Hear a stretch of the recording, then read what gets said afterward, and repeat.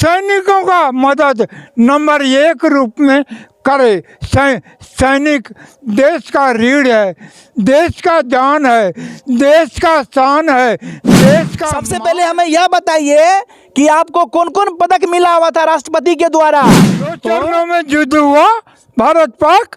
प्रथम चरण में वही लॉन्ग लाइफ शुद्ध रूप से जन सेवा में लगे रहे। सैनिकों से यही कहता हूँ, तुम इस मिट्टी पर जन्म लिए हो तो मिट्टी का सेवा करना तुम्हारा काम है, तो तुम इसकी सेवा में मत चूको, चाहे जान न्यौछावर कर। आंखों में आंसू आ जाती है जब गुजरात जमाना याद आता है। वो वीर भगत सिंह का हंसते हुए फांसी पे लटक जाना बहुत याद आता है।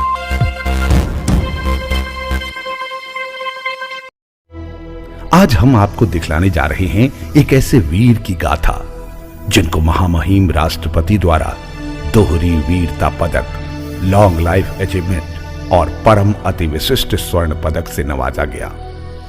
उस वीर का नाम है सरयुग प्रसाद मंडल। 52 वर्ष बीत जाने के बावजूद भी न्याय के लिए भटक रहे एक जाबाज वीर सैनिक। हम बात कर रहे हैं भारत पाक युद्ध 1965 जो 2 चरणों में हुआ। उसमें महामहिम राष्ट्रपति डॉक्टर सर्वपल्ली राधाकृष्णन के द्वारा दोहरी वीरता पदक से सम्मानित पूर्व नौसैनिक सरयुग प्रसाद मंडल के बारे में। मात्र 23 वर्ष की अवस्था में देश की आन बान शान की खातिर दुश्मनों से लड़कर भारत के सोने की चिड़िया बंबई को सुरक्षित रखने वाले वीर के बारे में। कला के धनी सरयुग प्रसाद मंडल के काबिलियत और बहादुरी से कोई भी अनजान नहीं है। साल का वो दिन जब पाकिस्तान ने भारत के सोने की चिड़िया बंबई को ध्वस्त करने की ठान ली। नमस्कार, आप देख रहे हैं पब्लिक सपोर्ट 24 और मैं हूं आपके साथ प्रमोद कुमार। इस वक्त मेरी मौजूदगी हो रही है सुपौल जिला में। आपको मिलाने जा रहे हैं एक ऐसे सैनिक से जिनको कहते थे एक बिहारी पूरे पाकिस्तान पर भारी। जी हाँ, सन 1965 की वह लड़ाई जिसमें भारत ने पाकिस्तान को मुंहतोड़ जवाब दिया था। और ये जो मेरे सामने में सैनिक मौजूद है, इनकी तैनाती हुई थी उस समय मुंबई में, जिसने न्यूक्लियर सबमरीन को ध्वस्त कर दिया था और पूरे मुंबई को ये सुरक्षित रखा था, जिनके चलते इनको परम अति विशिष्ट पदक से सम्मानित किया था। और सम्मानित करने वाले कोई और नहीं, भारत के दूसरे राष्ट्रपति डॉक्टर सर्वपल्ली राधाकृष्णन जी थे, जिन्होंने इनको सम्मान दिया। और उनके बाद इन्होंने 10 वर्षों तक नौकरी किया और नौकरी करने के बाद ये जब घर लौट आया तो इनको रिजर्विस्ट पेंशन के तौर पे मिलने लगा। बाकी अनेकों समस्याएं इन पे घटित हुई। बाकी इन पे फिल्म भी बना हुआ है, इंडियन नेवी वॉर 1965। अभी ये किस स्थिति में है, क्या इनका दिनचर्या है, आप तस्वीर में देख सकते हैं। न तो आंख से सही से दिखाई दे रही है, न कान से सही से सुनाई दे रही है, लेकिन मैं इसके दुख दर्द को बयां करने के लिए इनसे मैं मिलने के लिए आ गया हूं, क्योंकि आज से 5 साल पहले इन पे फिल्म बनी थी, एक बिहारी पूरे पाकिस्तान पे भारी। फिल्म का नाम था इंडियन नेवी वॉर 1965, जो फिल्म को नीतीश कुमार के जो पटना युवा महोत्सव है, उस महोत्सव में भी इस फिल्म को सम्मानित मिला था। लेकिन दुर्भाग्य यह बात है कि जो हमारे देश के सैनिक, हमारे बिहार के सैनिक पूरे मुंबई को सुरक्षित रखा था, वो आज जो है जीवन यापन के लिए भी मजबूर है, सही से पेंशन भी नहीं मिल पा रहा है। आइए हम जानते हैं, इनसे जानने का प्रयास करेंगे, क्योंकि सुनाई तो कम देती है। हम इनको कान में बोलने का प्रयास करेंगे और ये बताएंगे। सबसे पहले हमें यह बताइए कि आपको कौन कौन पदक मिला हुआ था राष्ट्रपति के द्वारा? तो हमको 2 पदक मिला, जो समर सेवा स्टार गोल्ड मेडल और लॉन्ग लाइफ अचीवमेंट भारत रक्षा मेडल। दोनों पदक आपको मिला था? दोनों। किनके द्वारा मिला था? तो 2 चरणों में युद्ध हुआ भारत पाक। प्रथम चरण में वही लॉन्ग लाइफ अचीवमेंट और रक्षा पदक मिला, और दूसरे चरण में युद्ध हुआ तो लाइफ अचीवमेंट के साथ साथ स्वर्ण पदक समर सेवा स्टार मिला। जो दोनों किनके द्वारा मिला था ये पदक आपको? ये पदक तो राष्ट्रपति अनाउंस करके और तब हमको दे दिया गया था, राष्ट्रपति के द्वारा ही मिला। देख सकते हैं जो राष्ट्रपति थे डॉक्टर सर्वपल्ली राधाकृष्णन, उनके द्वारा इनको घोषित किया गया, वो पदक इनको मिला। हमें यह बताइए, आपकी जो है जो आप न्यूक्लियर सबमरीन ध्वस्त किए थे वो कितना ईस्वी में किए थे ध्वस्त? न्यूक्लियर सबमरीन जो ध्वस्त किए थे आप मुंबई में, वो कितना ईस्वी की बात है? ये भारत के साथ पाकिस्तान के साथ युद्ध किए हैं। ये 1965 में। हाँ,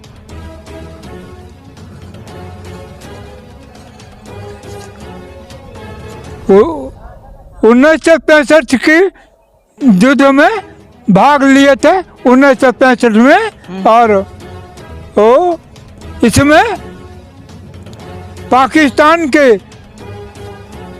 जो अमेरिका सबमरीन दिया था, हाँ। उसको ध्वस्त कर दिए और अपने काबिलियत से अपने आर्म चलाते थे, तो उससे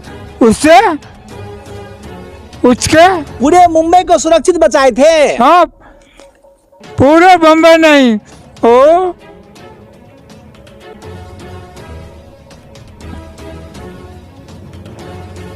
कौन है, भाभा आणविक केंद्र को सुरक्षित रखे, वाह। बम्बई को सुरक्षित रखे, और ग्रेटर बम्बई के जो हार्बर है जिसमें हजारों युद्धपोत, ये मर्चेंट का जहाज आदि रहता है, सबको सुरक्षित रखे थे और युद्ध किए थे।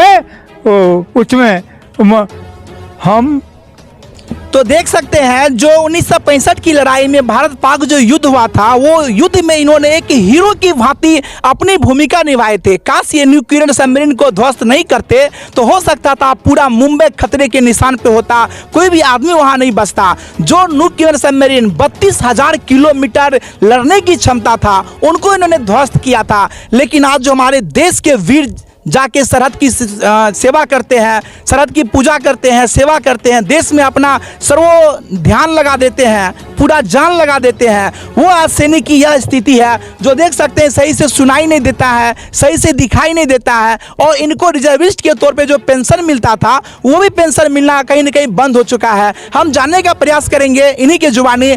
हमें यह बताइए, आपको जो है पेंशन मिलता था वो मिलना बंद हो गया कि मिल रहा है? पेंशन मिल रहा था, आंशिक मिल रहा था। अभी ये बैंक की मोनोपोली है, वो पूरा बंद कर दिया है बिना खबर किए, और रिजर्विस्ट पेंशन बंद कर देना, ये तो जनतंत्र की हत्या है। जनतंत्र में ऐसा कभी ना हुआ है और न होगा।